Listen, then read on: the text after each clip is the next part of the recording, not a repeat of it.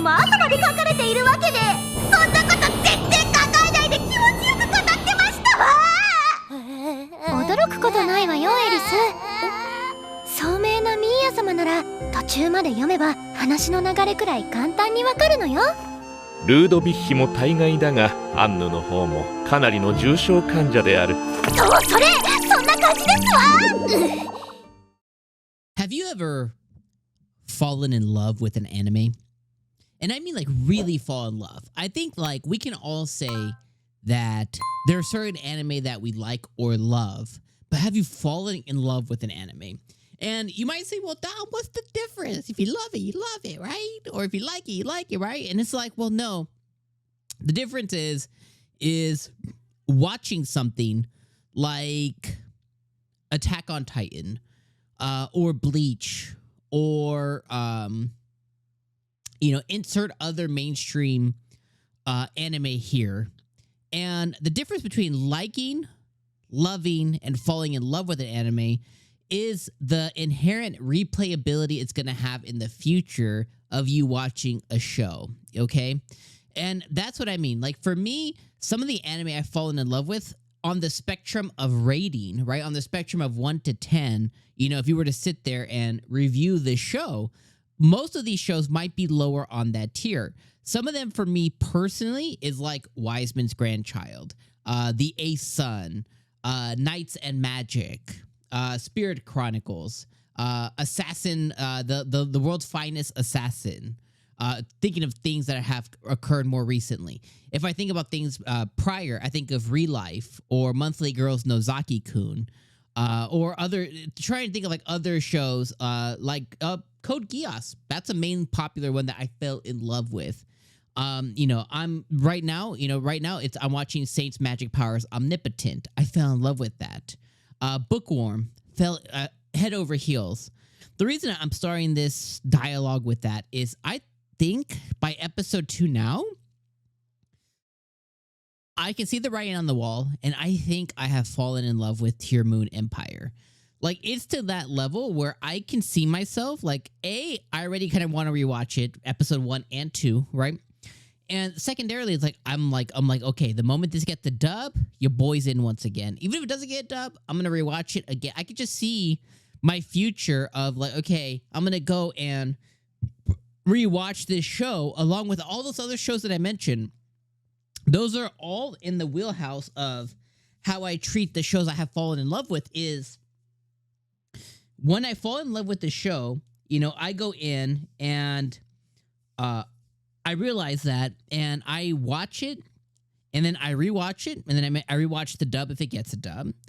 And then on like a yearly cadence, I'll maybe watch it a few times that year, because it then turns into, I don't know what to watch right now. I'm not feeling anything. I'm just going to throw this anime on, and I throw on Monthly Girls Nozaki-kun, or, I throw on, one of these shows, right? I throw on Assassin's Pride or Gate, or like some of these shows that I have inherently like fallen in love with that have like infinite replayability for me, right? It's like thinking of like the video game spectrum of like, I have games that I like. I have games that I've rated a 9, but when I think of a game that is, that satiates my appetite, for me, I can jump into and replay a lot of the Fire Emblem games. I can replay a lot of the Persona games, and that's like my junk food to go into, and that's what makes it like my things that I have fallen in love with. So, just wanted to start the video that way. So, Tearmoon Empire episode 2, I mentioned it last week, but it's so charming. Like, it's so charming. We have we have our main character, our selfish princess, whatever you want to call it, Mia, and she has what I call the overlord vibe, right? Which is giving off an answer or exuding some kind of energy that people misconstrue for more than it is, right? If you think of Overlord, 𝐒𝐚𝐧𝐬𝐭, he'll say something of like, well, what do you think? And, the characters who are his underlings will immediately think that like, oh, he's trying to test me, or he's thinking 2 steps ahead, or maybe he'll give like a bullshit answer and they suddenly go like, oh my God, he knows what we were doing already. And that's the vibe that Mia gives off, right? This episode, she goes and she seeks out one of her retainers from her past life, and she's word vomiting basically a conversation that she had with him in her prior life. And by doing it, he immediately is like, praise be thy, you know what I mean? He's like, my princess, my queen. And he's like, how did you don't even need me. And she was like, no, I need you to tell me what to do, because I am not all powerful, all omnipotent, right? And he's like, oh my gosh, she thinks so much of her retainers. And then he's like, oh, maybe you're doing this because you're really young. She's like, that's it. They won't take me serious. She just runs. She like goes full tilt into it, right? And then later on, she meets her maid's little sister, who ends up being a really good author, but she died early in her past life because of the things that happened in the Empire. She wasn't taking care of. So now she's like, I'm gonna take care of her. And she's like, I don't want pity. I don't want a handout. The little girl was, but she's like, no, I love your story. This and this, that happened. So she basically tells her things that she hasn't written on paper yet. And she was like, how do you know? And the maid's like, oh, it's because she's so smart, she can see where your story's going. It's like, what? So those moments that this show has over and over are just like, they're hilarious, and they just draw me in.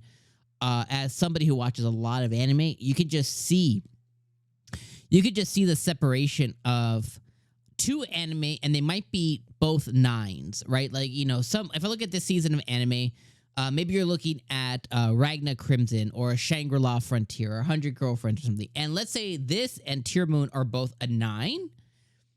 There's something that Tearmoon has over that you can't really speak into words. And it's something that's just inherent to it. And it's because of the way it's written. It's because of the charm it has. It's these things that draw you in, that make a story rewatchable, right? Unlike other stories where, maybe you're thinking of like Titanic or Pearl Harbor or something that's like a one and done. Like it's amazing. But like your desire to then go jump back and start at page 1 again, it's just not there. But you can recognize that it's amazing, right? So that's how I feel about this show so far. And I'm hoping it doesn't do me dirty and doesn't go the opposite way. But 2 episodes in, and it's like I feel the writing is on the wall, and I have nothing but praise for it. So this episode, really, really good. I also like how her diary, as she's making changes to her life, she can see the direct correlation to cause and effect that those changes are having based on her diary updating stuff, from her past life. So I imagine once she does everything in accordance to no longer have the guillotine be the end of the story, I imagine the diary disappears. And at that point, she can begin writing her new diary, and her life will then, live on from there. So really charming show. Really enjoyed it. I know I didn't talk too much about specifics. We watched together. Just know that this show is fantastic. This episode is fantastic. Let me know what you thought about any of the specifics in the comments down below. And I'll see you next week for episode 3. And I'll get more into the nitty gritty next week. All right. Peace out, my friends.